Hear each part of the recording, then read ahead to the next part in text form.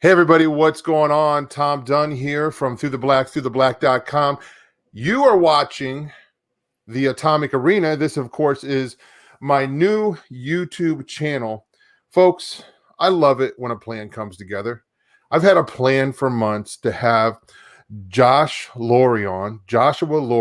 I'm going to keep calling him both because I can't decide what I want to call him yet. But he is the how should we say, the leader of Cast the Dragon. This is his project, and I heard this months ago, and I immediately loved it. And I'm like, I got to get him on. I can't figure out how to do it. I don't know how I want to do it. And now the door's open. I'm like, okay, here we are. So today is the day, Josh, that I get to have you on, and we're going to talk about all kinds of stuff. I got a lot of questions for you because you grew up on the other side of the country, and your music scene, where you lived is where the music happened. Where I lived is where we listened to the music that happened out there. So we would wait for it to come. Folks, thanks for liking the video and for subscribing to the channel. This is new for me. I've been doing I've been doing YouTube for a while, but this is a new venture. Okay, and hey, hello to all of our Through the Black friends. This is going to show up later in the Through the Black feed later on in the week. But if anybody doesn't know, yes, the Atomic Arena is the new YouTube channel. Find us on there, and please subscribe to the channel if you like this kind of content. So we're going to jump right into it. Joshua, thank you so much for hanging out with me today on this new platform, this new channel. I know that we kind of hang out on social media. You Right. like my post, I like your post, and we are kindred spirits. There's no doubt. And I love it when I find somebody that's into what I'm into, but also is familiar with all the music that I love and all the music that I grew up on. Not only that, but you were right there in the mix of it. You know, a lot of the people, in the bands that I listened to. We would wait out here in Ohio for the CDs to show up in the Christian bookstores, and we didn't know what we were getting. We just saw the album cover. We're like, that looks cool. Let's listen to it. So I want to know, what was it like? What was it like to grow up out there in California and just witness the Christian metal punk music scene firsthand? It was amazing back then. The early '90s was like really amazing time. I missed the late '80s. I just wasn't old enough, which I would have loved to have caught a lot of that. But I mean, we had a local venue in Concord, California, which was by Antioch, and I grew up around San Francisco, Sacramento, and that venue we would have. It was 1 or 2 shows a month, and there was 500 kids pretty much at every show, like just packed. And it was an old school cafeteria that they turned into a venue, and it was just always like that. It was always packed shows. So, well, what were some of the bands that you got to see? You probably got to see them before they were even signed. so I saw like really early shows of like Mortal and Prayer Chain, and gosh, we would have 77s were up by where we lived, so I saw them a lot. Saw the Choir all the time. Saw Crucified a few times. Tourniquet, Deliverance, like a lot of those bands. So all in their earlier days. So. And Choir, bands like Choir and 77s, where I guess were kind of mid range of there, but they were all kind of, I think, the best periods of those bands. So No kidding. It's just amazing to me. Just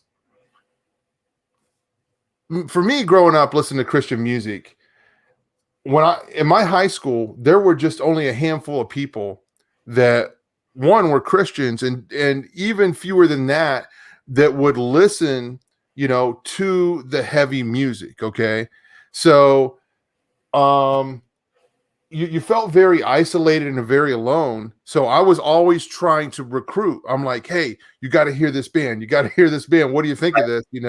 And then a lot of people that were Christians were like, whoa, get back with that crazy stuff. That sounds satanic, right? I mean, we've heard this. Right. So for the people that didn't get it, you know, and even when I went to my first heavy metal concert, I'm like, I don't know what's wrong with these guys. The way that I started listening to heavy metal was through Christian music. Okay. When I was growing up, in my family, it was taught that heavy metal was satanic, and a lot of it was, right? So it was like, you know, I had a cousin that would listen to Ozzy and Wasp, and I would go over on the weekends and I would just kind of like listen very, you know, from a distance, you know, standing back a little bit, because I knew like the craziness of those bands, but I still got exposed to it. So a lot of people, you know, that were Christians, for them to be able to get exposed to metal music through Christianity is kind of weird. So, anyway, you talked about, you mentioned the name Frank Tate. I recognize that right away from 5 Minute Walk Records. We talked about that before we went live, and kind of seeing these guys. Tell me about, you said that there was a studio that you kind of hung out at and you saw a lot of this stuff kind of happen out there. Yeah. So it was called One Way Studio, and Masaki Liu ran it, and he was the guitar player in Dime Store Prophets. And he had another side project called Rivulets and Violets. And he was in The Lonely Now in the 80s too, for a little short period. And he recorded all the 5 Iron Frenzy records. He did pretty much anything. A lot of the stuff that's on 5 Minute Walk was recorded by him. And I would just hang out down there because I recorded my demos and stuff with him, and we became friends. And so I was just down there all the time. There was nothing else. I mean, there's not a lot to do. So sounds exciting compared to Ohio. You should. Well, actually, I was going to say you should come here, but actually, you've been here. So Josh and I got to meet, I guess it was a year and a half ago. Yeah. And isn't it kind of crazy that we were at a conference up on the Lake of Ohio, and we're there for a specific reason, kind of like a prophecy type conference. Just I don't know if I want to call it that, but Take on the World conference up there by Liz and Chris Bailey. And the surprising thing is we were there with a guy named Alan, lead singer of the band Scattered Few. And you know, here's somebody that we both listened to growing up, you know, at a conference, you know, where we're at. And it was just it was super cool to you know, to kind of see that and see another, you know, stage in, should we say, in Alan's career. He was, you know, involved in music. Now he's an author. So anyway, that was fascinating. I mean, what's that like for you? Because even the circles that we kind of run in now are kind of what shall I say, kind of niche, or just kind of maybe a little bit lonely. You know, we talk about metal music when we're kids. Everybody's like, no. And we talk about, you know, the interest that we have, and that comes through your music, Josh, like about the Nephilim and about, you know, end times type stuff. Right. Somewhere there was a question in there, or asking for a comment. Just, I mean, to show up at a conference and there's Alan. I mean, obviously we knew he was going to be there, but yeah, it's a very kind of worlds collide thing for me, because that was kind of all the stuff that I grew up on. I mean, I'm a massive Scattered Few fan and all that scene. And then later in life, I'm into all the, like, reading Tom Horn and Steve Quayle and Rob Skiba and all that. And then, yeah, it's kind of an odd thing when those worlds collide. Well, that's exactly what's happening today, is worlds are colliding. Right. And that's what happened, you know, on your CD, which we're going to talk about in a little bit, Cash the Dragon. I came out of the music scene. I used to have a record label years and years ago, and we had something like 10 releases. I was not a very good record label person. I just like getting the CD in my hand, and I was like, cool, I succeeded, you know? And we put music out from all over the world, starting in South Africa. A lot of the listeners now don't know this about me. It was like another life, okay? I used to be a promoter of music festivals and concerts, and I would do all kinds of concerts in my hometown here. But I did this big, I did 3 of them, these big concerts called Yeshua Fest. All right. And the last one I think was 3 stages and 30 bands. And we rented out an old department store, and we did this in December. But I was going somewhere with this. Well, what I was going to say is, so I kind of switched up from promoting concerts to promoting conferences. Okay. So anyway, yeah, I took my skills of being able to put something together and to kind of, what shall we say? Just, putting concerts together and switch it over to conferences. And I have been wanting to kind of find a way to bring these worlds together. Right. And, I'm listening to Cast the Dragon, and I'm like, wow, here's a guy that's singing the kind of music that I love, and he's singing about the topics that I love. And I don't know, here we are. I think that, and I want to see if you agree with this, Josh, that a lot of the music that we listen to kind of led us down this road. There were so many topics when it comes to spiritual warfare, and things like that were covered in that in the music that we listened to. It was almost just very natural for us to end up where we're at today. Right. Yeah, I agree. All those, like, well, you have Weapons of Warfare behind you, that Deliverance album, that was a big spiritual warfare record. And yeah. And so that's what I want to ask you is how is the music that you listen to, like Scattered Few, and you mentioned the Crucified, kind of not only musically, but just even as a in your life, kind of shaped you or influenced you?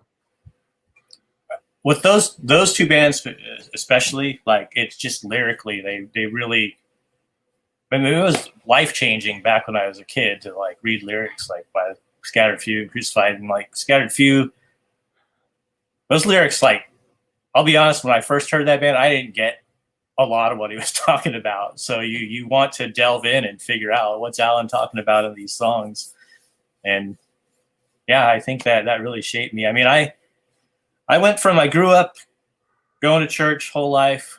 I think around the time I was early 20s, I really drifted really far, got into some weird spiritual stuff, a lot of new agey ideas, and was kind of on that path for probably up until mid 30s. And then I had, since I was a kid, I would have a lot of sleep paralysis and see, like, shadowy things in my room, just a lot of freaky stuff happened. I could never figure out what was going on. I brought it up at church once and got kind of more of a psychology kind of answer than a spiritual answer. And so I think the path trying to figure that stuff out kind of led me down some bad areas, and getting into I was just really in the world at this point up until probably around 35. And then I had one night, I was able to get Jesus' name out during one of these. They were attacks to me. It was pretty freaky stuff. And at that night, when I got that out, like, it stopped from then on. And I was like, I need to get back into this, back into God, focus on what he wants me to do. And it's kind of led me down that path. I started just finding stuff on YouTube, like, started getting questions answered. And then still was not in a church. I didn't get back into a church until I moved here about a year and a half ago. So, Josh, for anybody that doesn't know, can you explain what sleep paralysis is? so you you're fully awake when it happens, but you can't move, you can't talk. It feels like somebody's covering your mouth. It feels like people are holding you down. You're just frozen but aware of what's going on. I mean, I could see corner of my eye. I could see things moving around in my room. I could hear whispering and odd stuff going on. So a lot of people have experienced this and said exactly what you just said, where it's some kind of an attack, but you don't know what it is. Right. Okay. And another thing that people experience is there's something evil in this room with me. And that's that. And it's evil that's there with you. Yeah, and it's really freaky. It's a very scary situation. And the thing about this, and I have a friend who's writing a book on this, and another friend who wrote a book on it, Chris White wrote a book on it years ago, but the medical community has no answer for this. Right. Okay. And there's actually nobody that has an answer for this except for Christians. And the way that you stop it is you invoke the authority of Christ. Okay. And you rebuke whatever that is, and it shuts it down. Okay. It stops it. So I've definitely experienced this many times, and yeah, it's pretty crazy. But you know, I mean, there's a number of reasons that it can happen. You know, one of the reasons is you might have a door that you've opened up in your life.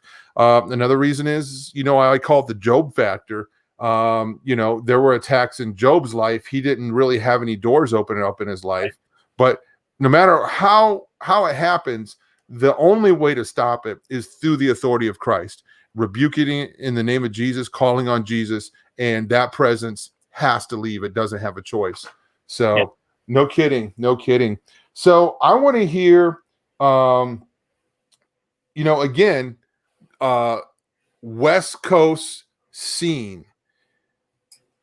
Everybody, you know, from where I'm at is looking for music. They're looking to the West, right? We would read about it, of course, in HM magazine, and we're like, what's happening? We want to know, you know, who's doing what, who's in the studio, who's on tour, what, you know, give us a concert review. Tell us something. We want to know, because we didn't get a whole lot for a long time. Now, I will say that we had a place called the King's Place that was about an hour away, and we would get bands coming through there, and that place would get packed out. It would only hold maybe 1,000 people, but they would have a concert like once a month. Mm-hmm. And the band that always went through there was Bride, because they were the biggest band that was closest. But can you tell me, you know, just kind of a concert story or something crazy that happened out there in California that would make the East Coast kids jealous? Gosh, I put you on the spot, but you said you saw the Crucified a few times. When was that? Was that before Pillars or after or during? Or I saw them. My first concert was at a venue in Oakland called the Omni, total secular venue. Crucified was the headliner. All secular bands opened up. So that was the first time, and that was right a couple months probably before Pillars came out. And then saw them a few times after that, a couple reunion shows and stuff. But I saw them when they played the Scream. That was like one of the most packed shows that I remember that place having. I mean, it was front of the stage to the very back wall. And this is like, if you think of a grade school cafeteria the size of that. So I'm just curious, how did the Crucified get received? A very bold Christian band. How did they get received in California, where I would think maybe the scene might be a little bit more hostile? Yeah, so the secular venue, I remember a lot of people like talking crap from the crowd to them. And Mark always handled those type of situations really well because he's quick-witted. So, and I'm not talking about Mark, but it's kind of like known that Mark was kind of like he was the front man, kind of with an attitude.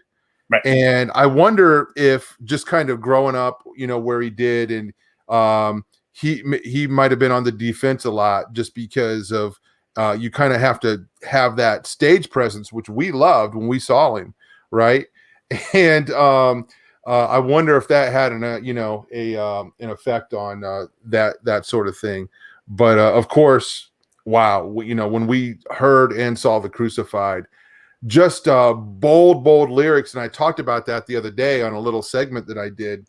And it's hard to pick just like one song, but it's so encouraging when Right. you have music that is just killer, okay? And it's I'm searching for the words, second to none, really. And I went around feeling sorry for the kids that weren't Christians, because I thought, you guys don't really have any good music, okay? You don't have the Crucified. You don't have, some of these other bands, like Scattered Few. It's almost like I had pity on them. I'm like, you don't know what you're missing out on. Right. So, and those two bands, like, especially to me, they were so culturally relevant. Like, they could hang with anybody secular wise. Like, I mean, Pantera were fans of the Crucified. They played a few shows together and stuff. There's a picture of their bass player from back in the day with a Crucified hat on.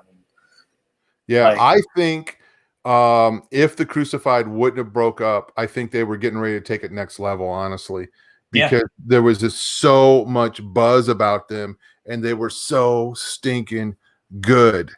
It was just like, perfection. And anyway, so I want to hear about you, Josh. How long have you been playing music? Did it come natural to you? Yeah, when I was in junior high, my brother, he's 3 years older than me, he had a band, and they ended up kicking their bass player out. And I was kind of wanting to play drums at the time. I kind of have a natural feel for that. But they're like, go get a bass and you'll be in the band. So I got a bass, and had the notes taped down the E string of the neck, and was in a band like pretty instantly. I was writing songs right away. And that was around 92 when I got into a band. So I was that's so funny, because how many people have joined bands that way, where they're like, I've never touched this instrument before, but just get one, right? And you'll be in the band. Where did I hear that the other day? I was listening I was watching a Danielson movie, and it was a documentary on the band Danielson, and Daniel called one of his friends, and he said, hey, we have a position for you. I forget what it was. Might have been drums or something. And he said, I don't know how to play drums. He's like, oh, it's okay. Just come on home.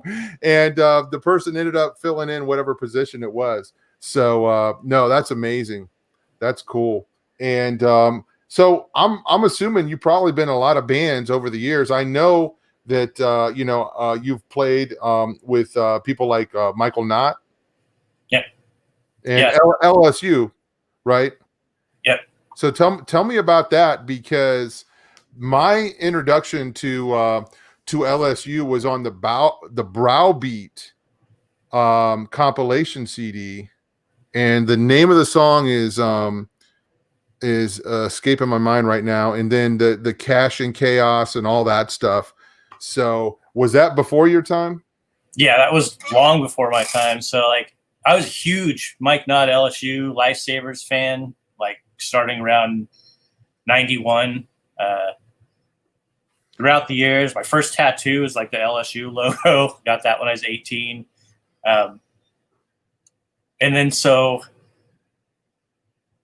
fast forward to around 2006, I commissioned Mike to do. Mike's a painter, and you can commission Mike to do a painting for you. And I was like, I want you to do a painting of the Ramones, and we kind of hit it off because I knew he's a big Ramones fan. And that's one of my favorite bands ever. I'm kind of fanatical about them. And then, so we just started talking. I just was like, hey, I've got some recording gear if you ever just want to like record anything. And then we started planning out an LSU record, and that was one called LSU PTSD. And I kind of put a lot of that together on the early parts of it. I got Jim Chaffin to play drums on it. We recorded some of it at Misaki Studio. So, and it was all just not being afraid to ask, basically. I don't know how it happened, but I just, it's God. That's all I can say. It's like, I just asked and people were like, yeah, I'm into that. So Jim Chaffin of the Crucified, by the way, for anybody that's catching up with our world over here. I'm talking to the Through the Black audience, but we're on the channel, the Atomic Arena, guys. Thanks for subscribing again and liking the video and everything that you do, and we appreciate it so much. So, Josh, I heard this album. First of all, let me say this. I heard you talking about this album for a long time. Okay. And then finally it's going to come out. And I wondered, I'll be honest with you. I wondered, is that album going to come out? Because you were talking about, I'm putting out an album, Cast the Dragon. And then I saw the artwork way ahead of time, and Annihilate the Adversary. And I'll show anybody here. I don't know if my camera's too far away, but the Pretty Blues there, and then the satanic creature tied up with a time bomb on him there. And you guys can see that in the thumbnail. But I heard about this for a long time. Then finally, a few months ago, maybe it's been about 4 months or longer now, it came out. It came out digitally. So, and then I listened to it. And then I was very impressed immediately, because folks, we're living in a day and age where there's no music coming out. I am searching for music, and I have to go back in time to find things that are any good, because there's no quality music coming out now. And tell me about this project. How long have you been working on this Cast the Dragon album? So in 2015, I did the demo, which had 10 of the songs on it, and I played everything on it, drums, like everything, just recorded it.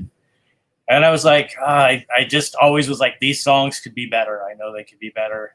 And so since I had worked with Jim before, and like it was a dream to have Jim Chaffin play on a punk record for me, like, because just he's such a great drummer, especially when he's playing fast. Like, so I contacted Jim. He was on board. And then I was going to have Sean Browning, who's the singer from he's Wretched Grave Robber in the band Grave Robber. He was going to play guitar on it, but we just couldn't work it out to get him to a studio, like budget-wise and stuff. So I ended up playing guitar on it, but Sean connected me with Scott, who played keyboards. He's the singer for a band, goth band called Leper. And so Scott knocked keyboards out. And I had, this album was almost done about 3 years ago. And then I had a computer crash and lost everything. And I was not very smart, didn't back things up. So it took me a while to find the time to get back, re-record everything. I even still had a couple songs that I still hadn't written lyrics for when it was almost done, because I really get down to the wire on that, because I don't want my lyrics to be bad. I'm like, and it takes me a while to get that out. Like, so about a year and a half before it was released, I contacted Brian Gray, who's in The Blamed with Jim Chaffin. He offered to mix it for free, and I was like, that's amazing, because I didn't want to mix it. I had heard it too many times by then to really, I think, give it a proper mix. You kind of like, you can overplay your own music when you're in the recording process. And so getting a new set of ears on it helps a lot. So Brian was cranking stuff out on the mix, and then the COVID thing kind of hit, and it slowed a lot of the process down. And he finally he was able to because his job, he's a live engineer out in Chicago at a music venue, and then so that stopped. So he was able to finally finish up, find some time to get that done, because he's also pretty busy doing The Blamed, and he's got another band called The Satire, and he was recording that stuff, mixing it all at that time too. So he squeezed it in, and then he finished it. I think it sounds awesome. And finally, I think it sounds amazing. And I was really, I'll be honest with you, I was surprised by the good production. Not because, you know, I know you or anything like that, but just because there's so much bad production out there and you don't know. Hey, I met this guy in real life. Hey, we know each other on Facebook. Just because he's putting a CD out doesn't mean it's going to be good. It was. Right. It was. And I'm honestly, I find myself sometimes when I really like something, I try to find something I don't like about it, and I really can't, from the lyrics to the music, you know, and the drumming obviously stands out. Jim Chaffin, and just Josh, your vocals, I think are the most surprising to me, because you got that low baritone, and sometimes when I'm talking to people, I can hear their singing voice, but I can't hear that with you. So where does that come from? I mean, is that real? Are you copying somebody? Because I hear the influences. Okay, I hear the influences of the bands that you like, but tell me where your voice comes from. I think, you know, I never liked singing in a band for years and years. And then when I got my own recording gear, I started getting more comfortable because nobody's around to listen to me making all the mistakes while I'm developing this. So I would always, you know, I could sing great in my car to stuff, but when I would try to write my own music, it was always like just really bad. I could for a while I had a decent kind of screamy punk voice on some older music I did, but that's not good for your throat, kind of thing. And I don't know, I was like a big fan of there's a genre of music called horror punk. Bands like the Misfits, right? Michael Graves and all that, and I really like. And like I said, I'm a big Ramones fan, and I like that kind of crooner vocal, that almost like Frank Sinatra or whatever singing over punk music. It's like, it just always liked that sound, and that's kind of what I always wanted to do. So there's a bit of like almost rockabilly influence that way, and then I grew up listening to a lot of like Sisters of Mercy and all that kind of stuff too, and sing along with that in the car. So after I finally got comfortable, I was in my studio, you know, I was like, oh, I'm actually not sounding too bad. I was like, I just kind of developed, and you're supposed to, like, if I heard a thing, like if you don't develop your singing voice by the time you're 35, you're never going to do it. But I think I did it. So it's funny, you know, the funny thing is I knew that you sang on the album, okay, but I even went back and double checked, like, am I sure that Joshua was doing these vocals? Because I'm listening to it more, I'm like, maybe I misread that. Maybe because you have these guests in here, right? You have Jim Chaffin, and you even have XL of XL and DBD playing on the song Witches. So I'm like, I got to go back and maybe read the credits again in case I'm missing something, because I'm really surprised at your voice. I love it. I think it just goes perfectly with this album and with this band, and with not only that, but the content. Okay, so I want to read, and you guys can kind of figure out what these songs are about. I was just listening to the song a little bit ago. Where's it at? It's Supernatural. I love that song. Days of Noah, okay. The song Witches, which is stands for Wolves in the Church. Help me out here. I forget Wolves the rest. Church house eating sheep. So. Wolves in the church house eating sheep. Okay. I love it. Kill all the Nephilim. Okay. I think maybe your average punk rocker doesn't even know what a Nephilim is. Right. So again, worlds are colliding. Folks, This is what I love about talking to Josh right now, because he's doing what I want to see happen, and I'm trying to like force this, and I don't know if that's the right thing or not. I went to a festival last year. It was called the Audio Feed Festival, and I put a booth up there, and people kind of freaked out a little bit, and I thought I thought people would be more into it, but they're like, that's kind of freaking me out right now, because we had the big, Resist hoodies and shirts. And the problem is we weren't close to the metal stage. Like when the people from the Sanctuary stage would wander over, they were like, oh man, this stuff is super cool. Right. So anyway, let me go on. It's Supernatural. While the Heathens Rage, Scream Out His Name, Screen Trolls, okay, Smoke and Mirrors, just again, I love all this stuff. And of course, I love a song that you got here called Through the Black. So very, very good, man. But when you're writing lyrics, how does that happen? You said you kind of went down to the wire on some of them. Is it kind of forced, or does it come natural? It comes pretty natural. You don't want to repeat yourself through a record too many times.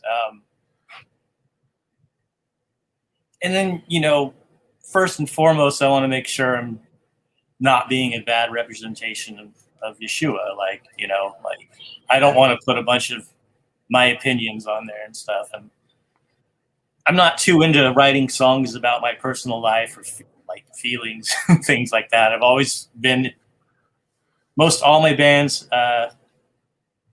that I've written the lyrics for, it's like always a lot of political and spiritual stuff going on in it. So, and it, like, as far as inspiration goes, I'll, read a book, read a few books, watch documentaries on subjects, listen to a lot of podcasts from certain people. I get kind of inspiration from that. But no kidding. Hey, let me ask you about XL real quick. How did you get him to guest on the album? So for 9 years, I wrote for a zine called Down the Line Zine. It's an online magazine. We would cover a lot of the old Christian bands. I wrote reviews for that and interviewed people. And so when XL was doing his, he kind of came back a few years ago and did that double record. Title is blanking out on me right now. Anyways, I interviewed him for it, and we hit it off pretty good, because XL's been, talking about this type of stuff that I've been writing. He was doing that a long time ago, like 93. So it's kind of one of my, that first XL DVD album, Sodom in America, that's still a favorite. Lyrically. Oh my gosh, that album is amazing. And the story behind that album is amazing. I mean, he switched from it being a hip hop to a metal album in a matter of weeks. That dude's a prodigy. Every instrument, he's good at every instrument. He can hang with any drummer, any guitar player, any bass player. He's a good rapper. He's a great singer, like good lyricist. He's just an impressive dude. And he just picked up on instruments at a really young age too. And for anybody that doesn't know what we're talking about, start at XL and DBD. DBD standing for Death Before Dishonor. Sodom in America, an album that stands the test of time, and even the song Sodom in America. Oh my gosh! Of course, because you've got Mark Solomon doing a guest vocal on that song. That's just killer, man. When I listen to that song, I feel about a foot higher when I'm walking around. So yeah. Amazing music. That's super cool. And it's so weird that I'm finding out. I did a show last night. I recorded a show last night with a guy that was just an attendee at Cornerstone, and it's going to come out here in a couple days. Awesome. But him and I, we've never officially met each other, but we've been to so many of the same Cornerstones. Who knows how many times we rubbed elbows. And of course, I saw XL and DBD when they played at Cornerstone. I got pictures. I walked up the ramp and I got pictures from the back of the stage. And then Jim Chafin from the Crucified. The memory I have of him is he was always wearing a backpack with one of his kids on the back, and he would walk around everywhere. And I might even seen him like playing the drums one time with his kid in the backpack. That wouldn't surprise me at all. So, and even when the Crucified wasn't playing Cornerstone, Jim was there, and he was a fan of music, and just involved in the scene for so many years. Who knows, probably met him at his table before, but super nice guy and just involved in so many music projects. Yeah. So what I guess, I was so excited, Josh, when you put out this album on CD. I had trouble. I was going to buy it on Apple so it would show up on my phone so I could listen to it. And I waited and waited. I was like, it wasn't working for some reason, my main computer, and it wasn't working. So when the CD came out, I was one of the first people to buy it. So I love the packaging here, folks. So I'm going to have the links below for people to be able to get this CD. And if you like good punk with just lyrics about supernatural, spiritual stuff, check out this album. The production, everything is amazing, and we just kind of been going over it. And I love listening, to this. I kind of think, if anybody is familiar with the band Destiny Lab, which is a hip hop band that sings about some of these same things, but this is the punk, maybe the punk version. But guys, this production is amazing. This is not just something that was thrown together. This was a labor of love, and you can feel it. And for lovers of music, okay, you're gonna get it. You're like, wow, I'm impressed. And I hear. Tell me if I'm wrong, because I'm not the music guy. I'm the music fan, and I'm not the critic. I'm not the engineer guy. I miss a lot of stuff, and I care a lot of times more about lyrics than I do about production. Okay, and just kind of like the energy of the song. Okay, I'm like, oh man, I don't even think about a bad production when the music is there and when the lyrics are there and when the hook is there. But I totally forgot I forgot my question. So Josh, where was I going? I got anyway, I went I started going down a rabbit hole and I forgot where I was going. But folks, I cannot recommend this enough, especially when we are going through a desert musically. Okay, I know what I was going to ask. So here's some of the influences I hear. I hear Scatter Few. I hear Green Day. Okay. What else? And of course, the Crucified. Although it's not a hardcore punk album, with Jim Chafin playing, it's just it's right there. So tell me, you have such a I don't know, a large palette musically. And I love when you put a list up on Facebook, because I'm reading through it and I'm like, check. You and I are like brothers separated at birth or something like that, because we have a lot of the same musical taste. But again, on this album, what would you say your influences are? So yeah, definitely what you listed. And then say the Misfits, the Damned, Ramones, those bands are always like a lot of go-tos for me, and I've just been listening to for years. And I love the sound of it, but again, lyrically, I don't connect with a lot of those bands. So, and then how you mentioned Destiny Lab, there's a lot of what people call truth music or the truther scene and all that. A lot of hip hop in that, and I love hip hop. I listen to a lot of rap. I love Destiny Lab, Ninja Scroll, love that stuff. But I'm like, they're just, for Christian punk for years, I just felt there's been a lacking in boldness. Like there's some great Christian punk bands out there, but a lot of them just sing about like, I used to get drunk all the time, now I don't, like, Right. it's just that. And if that's what those people are, they're, you write about what you know. So if that's what they've experienced in life, that's killer. I just wanted something else besides rap talking about this stuff. And metal bands have been talking about a lot of this stuff for decades now. But metal's always kind of hard to understand the lyrics in. A lot of the like death metal bands, if you don't have your lyric sheet in front of you, it's just a lot of growling, Well, so many metal bands do talk about these issues, from groups like Megadeth. Mhm. Okay. There's another band out there called Iced Earth, and side projects from that will talk about these issues. But you're right.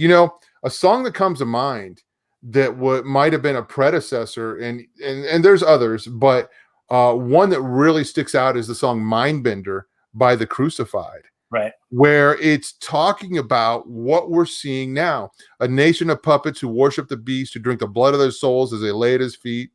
It goes on and on. If seeing is help me out, Josh. If seeing is believing, you can have your TV screen. I missed some lyrics there, but you know what I'm saying. It's talking about the brainwashing of the mass media.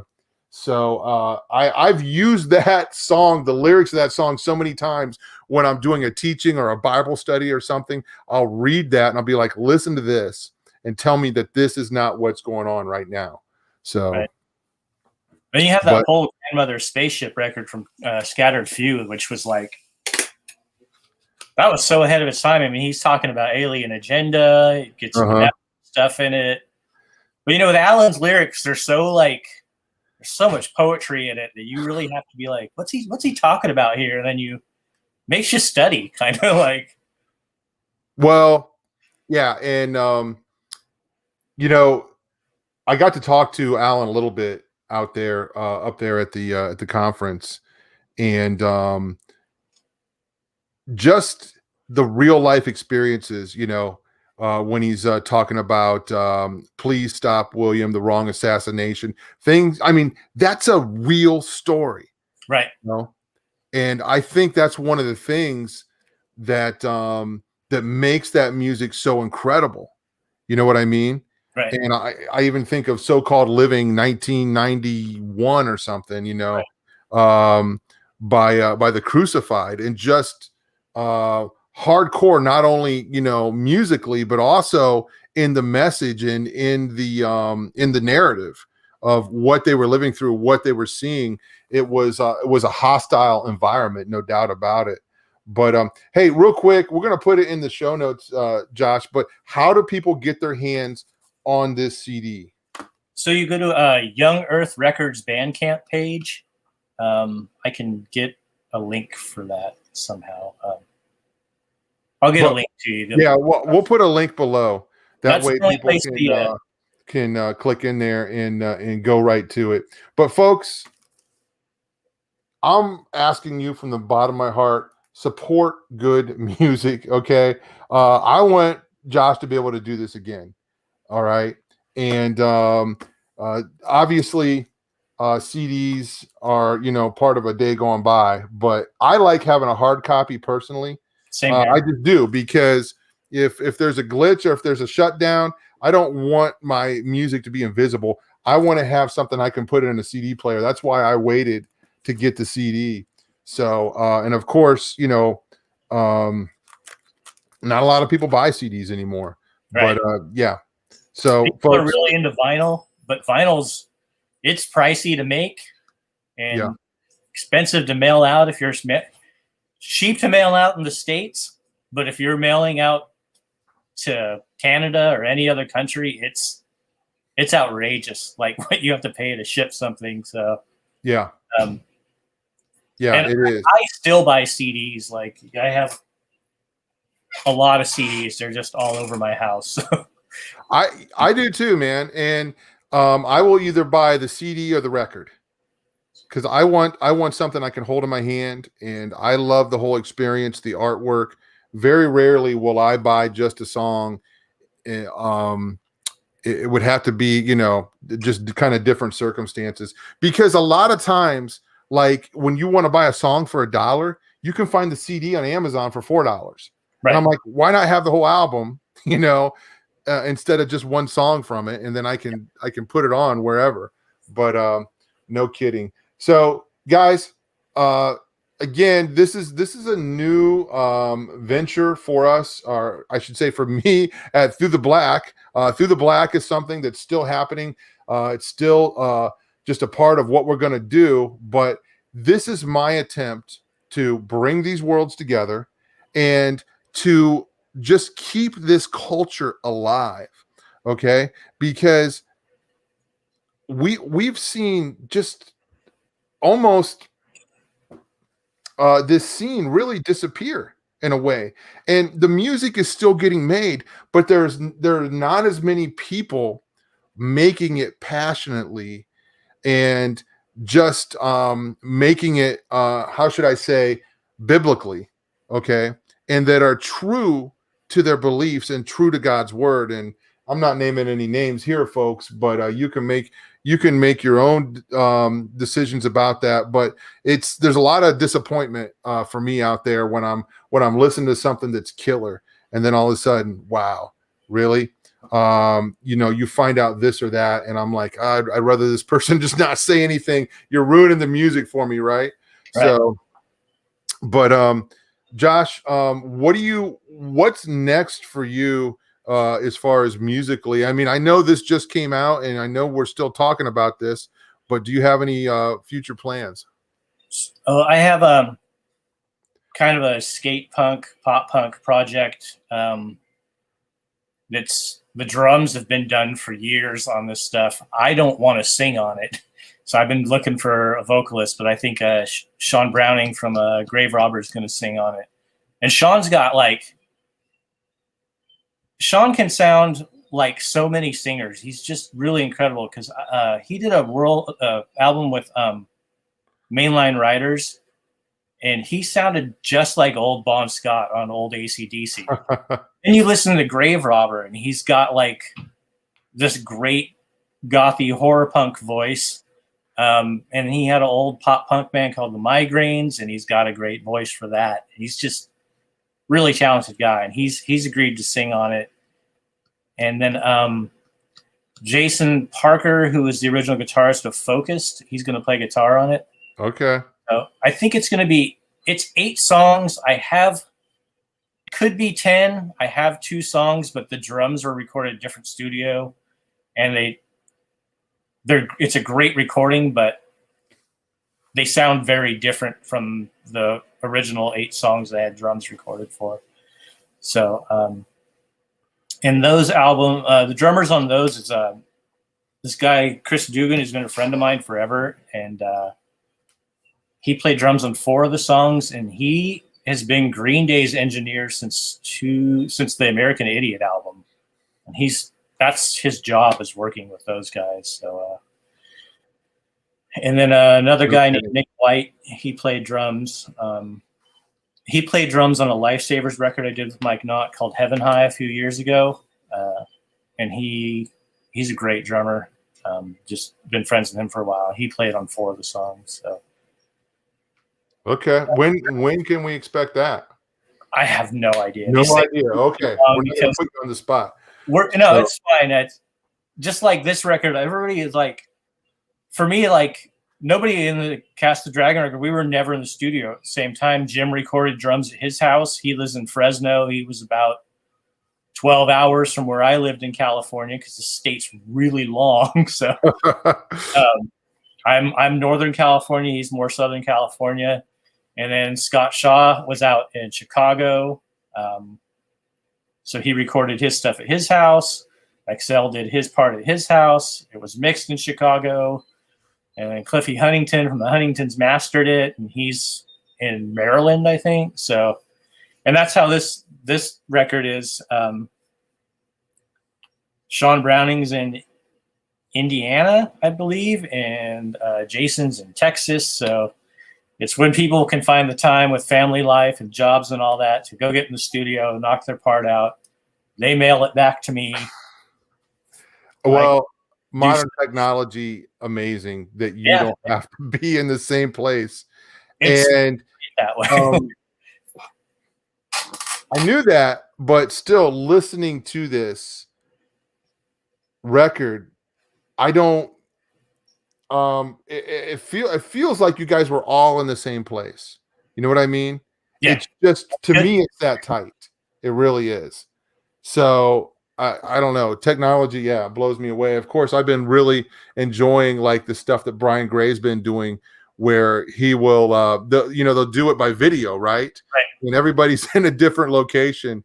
And I'm like, how in the world do they do that and make it work so well? But yeah, it's a thing that's going on. So anyway, folks, today I've been talking to Josh Lory, the main singer, the leader, the one who put out this project. I don't want to. Is it a project, or it's what would you call this? I guess a project. I would love to play live shows, but getting that to happen is pretty difficult. Just everybody's got families and jobs and live in different locations. So yeah, well, especially in this day and age, anyway. So they've basically shut down life in the world. But hey, man, could happen someday. You never know. Yeah. Like if we were all at, if there was a festival going on, I could see it happening there. Like if Right. Jim's going to be at the festival, other people I could get to jump on stage would be at the festival. I could work it out that way. But so let me ask you this, Josh, before we shut things down. Have you ever played or sung live? I know you played live, but like because the vocals on this are new to you. So have you ever fronted a band live? Yeah, it was more like a lot of just yelling type vocals, hardcore punk, screaming. Yeah. I would sing a few songs. I was in a band in Denver with it was a horror punk band. We were definitely not Christian project. It was with the drummer from Five Iron Frenzy. I lived in Denver for 4 years, and we had a band going. And me and the other guitar player were a 3-piece band. We would switch vocals on most of the songs. So that was where I started kind of getting into it. I was still screaming a lot back then. And then kind of developing singing as just by myself. Like I have confidence now I could go do it live because I don't know. I finally gained that confidence to do it. Singing's tough, man. I have so much respect for a lot of singers who can get out there in front of people. And fronting a band is even tougher because you have to be able to talk to a crowd and stuff and keep people engaged while somebody's tooting their guitar or some technical difficulties happening. So No kidding. That's something I don't know if I could do. I get kind of introverted. So like I get wild on stage, but I don't like talking wise. Hey, some of the best were. So but no kidding. Josh, man, what a joy just to kind of hang out with you and talk about this stuff. This is long overdue, and I have a feeling this is not going to be the last time that you and I hang out here. I've already extended the invitation. There's a lot of things I think we need to talk about, and we're gonna try and pull that off in the coming year. But thank you so much for coming on and talking about this stuff and sharing just your heart with us. What do you want to see this album do? I just reach people. I would love for somebody that's going through like what I went through with the sleep paralysis and stuff, because there's songs about that on here. People could connect to that and find Yeshua through that. Like, just, yeah. Amen. That's big goal. And I want to mention the label I'm on, Thumper Punk Records, because I put the CD I'm selling on my own site because they don't have a store, but go check out Thumper Punk Records on Bandcamp. It's a Christian punk label. so many good bands, on that label. Like every release they've put out, I just love. So, and they've been scraping by. Like there's not a lot of there's not a scene anymore. So a lot of these bands will get together and play shows down in Southern California because that's where most of the Christian hardcore and punk scene is happening still down there. Bands like the Infirmities, Crosscheck, trying to think who else is down there. Head Noise and Doulos, newer band, just put an EP out. They are amazing. I highly recommend them. So check out Thumper Punk Records. Great label. Cool. Good people. Very good. Very good. And we'll put the links up in the show notes, folks. You guys will be able to go over there, and you can get the music digitally. I recommend CD personally, but there's some options on there. But Josh, thanks again for hanging out, and I know it's not going to be the last time. We got a lot to talk about, guys. Thank you for sharing this video, giving us a thumbs up, and just tweeting it out or whatever you do. Please subscribe to the channel, The Atomic Arena. A lot more stuff coming your way. And if you don't know about Through the Black, head on over there and check out that channel. We talk about some different stuff there. So, folks, God bless you, and we will see you next time. All righty. Bye-bye. Thanks.